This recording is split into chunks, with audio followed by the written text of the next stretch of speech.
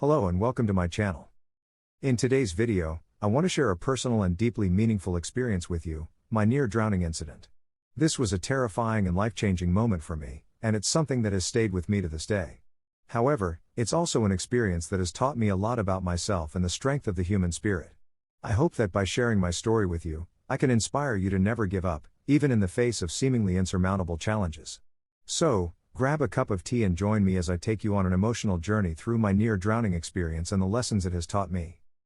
It was a bright and beautiful Monday morning in early July, and I had the day off from work. I had been working the previous afternoon and all night, so it was well past my bedtime. Still, I was excited for my weekly adventure with my daughters and some of the other single-parent kids in the neighborhood. We had done a lot of biking, shooting, and hiking in the past, but with the heat of the summer, we decided to go rafting instead. As I gathered up the supplies we would need for the trip, I remembered that my neighbor had recently purchased a new life jacket and offered to lend it to me anytime. However, I quickly dismissed the thought, thinking that the vest might get scratched or soiled. I didn't want to impose on his kindness.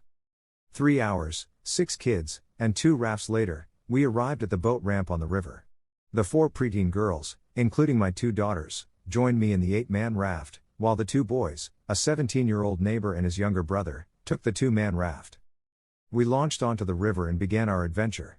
The pleasantly cool morning had given way to a scorching afternoon, and the cool water was a welcome refuge. As there were only 4 oars and 5 of us in the large raft, I took the point, sitting on the very front of the raft with my legs hanging over, while the girls straddled the side oars. They quickly had us out into the main current, and we were off. I stretched out my legs to get my feet in the water, thinking to myself, this is the life. As we rounded the first bend in the river, the water began to pick up speed. I let myself fall backward onto the bottom of the raft, leaving the girls to maneuver us through the rapids. They did a great job of getting us through the first couple of hours on the river, so I continued to ride on the front of the raft with them in control, while I would fall back into the raft as we hit the worst parts of the river. However, things took a turn for the worse as we approached a particularly rough section of the river. Splash! I was in the water, and it was fast and furious. The raft had hit a rock just under the surface, leaving me to fend for myself in the worst part of the river yet. I tried to float on my back, using my feet to push off the stones and avoid injury. But before I knew it, I was being pulled downstream, away from the raft and the safety of the others. I struggled to reach the surface and take a breath, but the undertow was too strong. I went under, feeling panic and fear wash over me as I realized I was going to drown.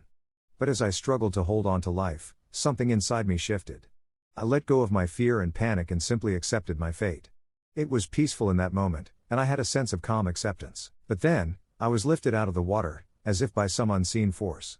I found myself standing on the riverbank, safe and sound. I later learned that my 17-year-old neighbor had seen me go under and had jumped into the water to save me. He had pulled me to safety and administered CPR, bringing me back to life. I was grateful to him and to the power of the human spirit that had kept me going in my darkest moment. From that day on, I made a commitment to live my life to the fullest and to never take a single breath for granted. I learned the importance of wearing a life jacket and paying attention to my surroundings, and I was grateful for every moment I had on this earth. I spent the rest of the day recovering from my ordeal and thanking my lucky stars that I had survived. When we returned home, I called my neighbor to thank him for his bravery and quick thinking, and I apologized for not taking his offer of the life jacket. He brushed it off, saying that he was just happy to have been able to help. From that day on, I made sure to always wear a life jacket when participating in water activities, and I encouraged my children and their friends to do the same. I also made a point of getting more rest and taking better care of myself, as I realized that my near-drowning experience had been partly due to my own exhaustion and lack of focus. Looking back on that day, I realized that it was a defining moment in my life. It taught me the value of self-care and the importance of being prepared for any situation. It also reminded me of the incredible strength and resilience of the human spirit, and how, when we are faced with difficult challenges, we have the power to overcome them and come out stronger on the other side. Thank you so much for watching my video and sharing this emotional journey with me.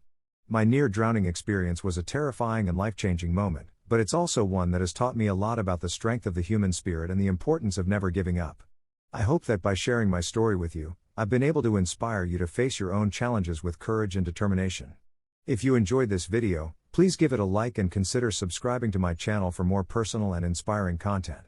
And if you have any thoughts or feelings about my story that you'd like to share, please leave a comment down below. Thank you again for watching, and I'll see you in the next video.